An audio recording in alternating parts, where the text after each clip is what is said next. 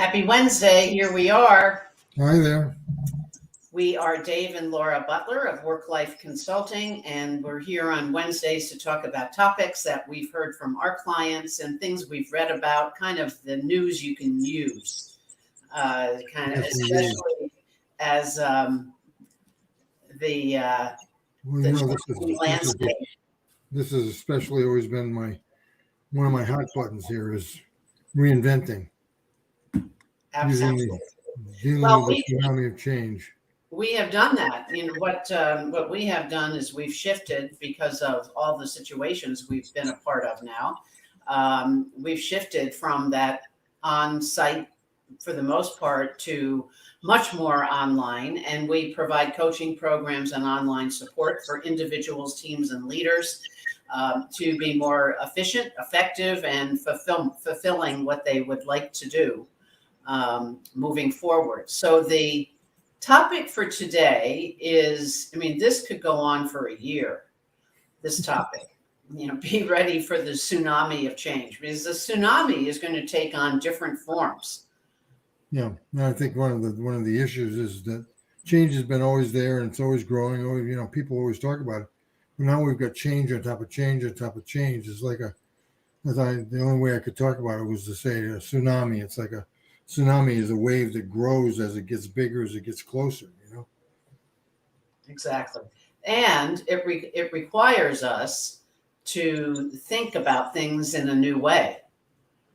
Indeed. So I think, what you wrote in our soon to be released blog is about, would we want to go back to the way things were? Yeah. I think what this has done in its own crazy way is it causes all of us to hit the reboot and refresh button. Yeah, I think that's the only real alternative there is, because if not, you're going to get swamped by the tsunami. So you got to find some way to reinvent, to use it, to, one or a better term, surf the tsunami. Well, and I think this also addresses, that we ask ourselves, regardless of the situation we're in, the teams we work with, the colleagues we have, the ideas we generate, always thinking with that lens of what might the next look like. What's the new normal moving forward? What do we need to put in place? And certainly the thing that comes to mind repeatedly is the continued need for being innovative and embracing innovation.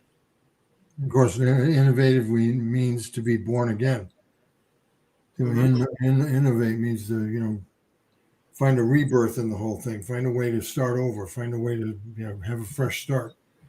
I was thinking today, in anticipation of our session here, the number of times that you and I have reinvented. I think we met each other during a reinvention, and I don't think it's ever stopped. Yeah, fasten your seatbelts. It's and those of you who are joining us on the recording, thank you very much. And everybody, we'd love to hear from you. And what maybe you could inspire the conversation here, and what new way of thinking will you create? We all have that comfort zone of staying in that spot where we're comfortable, but thinking how will it's that quote that we've been using. Is it the Marianne Williamson quote? Yeah. And our deepest fear is not that we're inadequate. Our deepest fear is that we're more powerful than we even realize. That's right. And the fear into that. One of the issues is, that we feel that efficiency is about being able to keep things the same, which certainly it is. If you look at it as, once you get something in place, you want to use it and use it and use it, you get better. But what's the point of getting better at something that's obsolete? I'm efficiently obsolete. Huh? So there's two sides to it. One is the efficiency of getting things under control and getting things, so that they're rehearsed and they're ready to go. But the other side of it is, what's the point? If it's obsolete. Right. Exactly. Well, and it's uncertain. So what we need to do is support one another. If you're a leader and you have a team, support them with individual development, because what I'm seeing anyway, Fast Company had an interesting article this morning, and they were talking about remote workers and calling them homers. And not Homer Simpson. yeah, right. They appreciate working from home, but what they're starting to do is they're working outside of their primary job. So the numbers are pretty interesting because they can, basically they're not traveling as much. They have more time. They also see the advantage of having, the opportunity to have another, kind of moonlighting job because it provides more income. I thought that was interesting that they referred to it as moonlighting. Yeah. What does that really mean? It's like, instead of just working during the day, I'm working at night. It's like an antiquated term, but we know what it means. But it's just so funny how stuff sticks with you. Yeah, the old paradigms. But the article said that 57% of employees were only doing their primary job. Okay. Wow. This was looking at hours per week. Yeah. 18% were moonlighting before remote hit. So they had another job on top of their full-time job. 13% admit to working 10 to 20 hours for another company per week. While working for the other company. So if homers have two jobs and they see the benefit of having these two jobs because it's more money in the bank and more that they can live on, how do we keep them engaged, with what they're doing? The other piece that I think is so important is to support leaders, virtual leaders, who are managing these people who are kind of floating in the sea of opportunity, if you will. Yeah. But I think it goes to the value of assessing system structures. Are they antiquated? Do they support a world that no longer exists? Yeah, well, that's what I was going to say. I think part of if we continue to call it moonlighting, I hate that term, but the whole idea of the moonlighting is certainly it's nice to make more money. But I think a lot of people are moonlighting because they're drawn into things that are more interesting to them. Yeah. It's not just skill, it's an opportunity for them to try something new.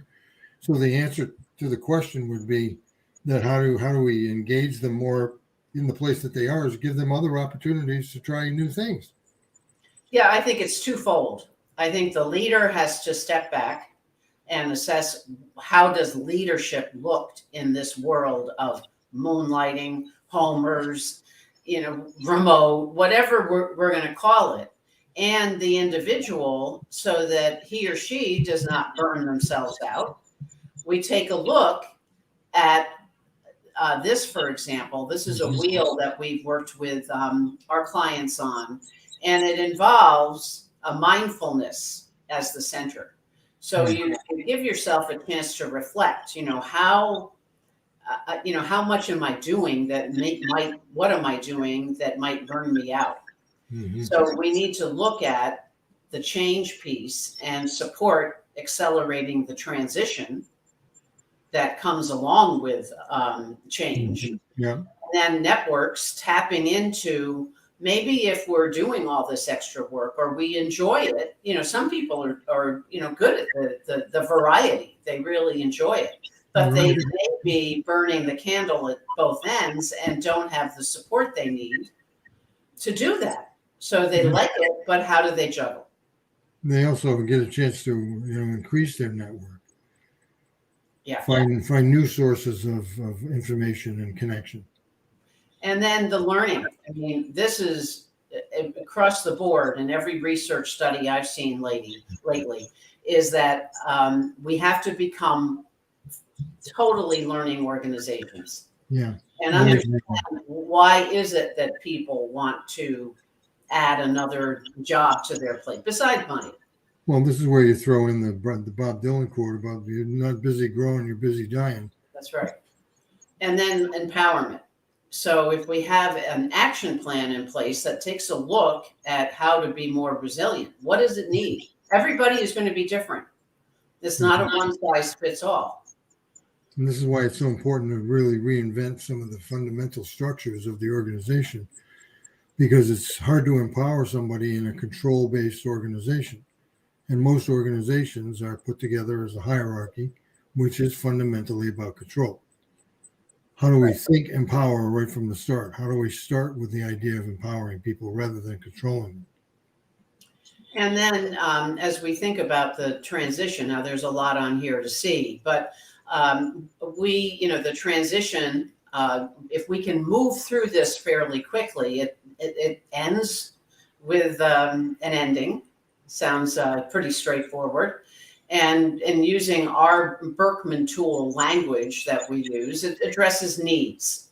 Mm-hmm. So what is ending? How are you adapting to this need around the ending? And then it's going to feel very chaotic and stressful because it's not clear. It's sort of, the ocean is deep, and how do I find my next move? Sort of explains a lot of the confusion and the difficulty that people have because they're not even sure what's ending. They're trying to figure out what's happening, and they get caught in the undertow, I guess I'd call it, of the tsunami. Right.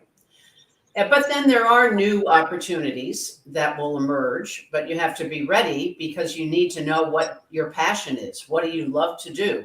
Mm-hmm. And then there'll be a new beginning. And that will address, if you pull your motivators and your interests together and satisfy that well-being overall, mm-hmm. then the new beginning is going to emerge. Yeah. And the new beginnings are all around us.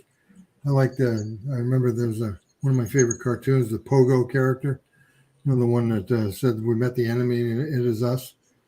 His second law of the universe is we're surrounded by insurmountable opportunities. Everywhere you turn is an opportunity. I don't even know where to start. Exactly. So, of course, we like to start with the Berkman. We like to start with assessing ourselves, understanding what our real motivators are, what some of the things are that I wish that I always had an opportunity to do. Well, there's not going to be a better time than now. Absolutely. So what needs to happen is leaders need to create effective strategies and plan and execute in a way that they know is going to work for the people that work together and work with them. Again, we are Dave and Laura Butler. So if you're listening to the recording, thank you for joining, and leave a comment about what new way of thinking have you either embraced or thought about for 2022. And then, so we have assess, which is our motto. The first thing you do is assess where you're at. You explore what the opportunities are, explore new ways of thinking and doing. Mm-hmm. And then as a result of that, choose a direction and commit. Mm-hmm. But you need to do it based on, if it's to be, it's up to me. I'm the voice of the change I can make for myself. Mm-hmm. And where people get afraid of committing because they think they're leaving something on the table. But what you have to remember is that we're sitting in this tsunami of change. So if you're committed to one thing, you can always find on something else to commit to. Yeah, and I think the other piece is, as we know, because we're talking about this all the time, but there's a need to be in touch with emotional intelligence in the midst of all of this, mm-hmm. regardless of remote, homers, on-site, whatever it is. It's now more than ever requires that we tap into being emotionally smart. So if you'd like to see and assess your level of being emotionally smart, on our website, there is, you can access the quiz, mm-hmm. How emotionally smart are you? And it will give you a result and then welcome you to the world of work life. So take a look at that, join us, and we'll be sending you more interesting articles and thoughts that we have as we move forward. That's certainly a place to start. That's right. That's usually the complaint I hear is I don't know how to get started. Well, take the quiz and jump in. Yeah, and that, is like you said, it's the first phase of get started. So it's the first phase of assess. Mm-hmm. Assess, explore, choose, and commit. Right. It all makes sense. We'll see you next week. Thanks for joining us. Please leave comments. We'd love to hear from you and let us know what else you'd like to hear and what's going on in your virtual reality as it is today. So let's go do some reinventing. That's it.